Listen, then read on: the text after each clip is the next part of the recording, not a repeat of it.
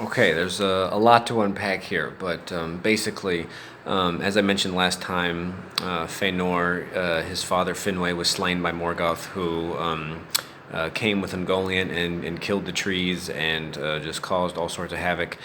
He broke into Fermanos, and he took all the jewels and everything, and he killed Finwë, and he escaped.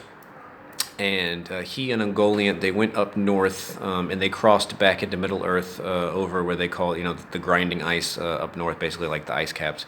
And they crossed over there into the northern lands, and they were getting close to Angband. I never know how to pronounce Angband.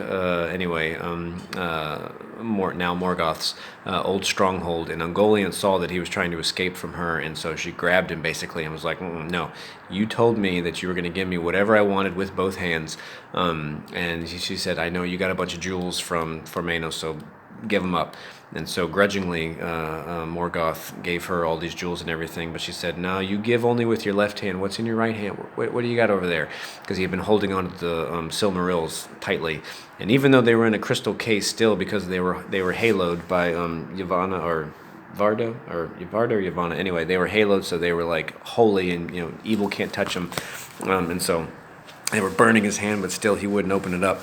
And he said, "No, these are mine. I'm never going to give them to you." And now Ungoliant had grown in to massive sizes, and or to a massive size, and so she fought against him. She grabbed him and strangled him, and it said that the cries that he let out were the most terrible ever heard in the whole land, and the mountains shook, and it was crazy. They say ever after that it's the named after that was named Lamoth, which was like the place of torment or something. I forget what they.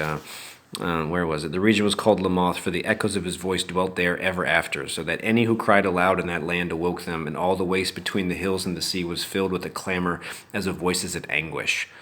So that's pretty epic. But his cry was heard by the Balrogs, who, the Valar, they didn't fully uncover all the chambers and everything in Angband, and so they came to his rescue, and they whipped her with their fiery throngs or whatever, and they drove her off.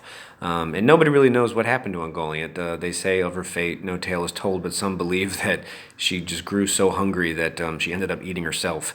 But she had a lot of children in certain places around Beleriand that became eventually Shelob, and all the horrible spiders of Middle Earth. So anyway, that's the fun fact for today, or a little piece for today. So, Stephen Colbert, I'd like to talk about Middle Earth and Silmarillion and Tolkien and all that good stuff. So, please hit me up.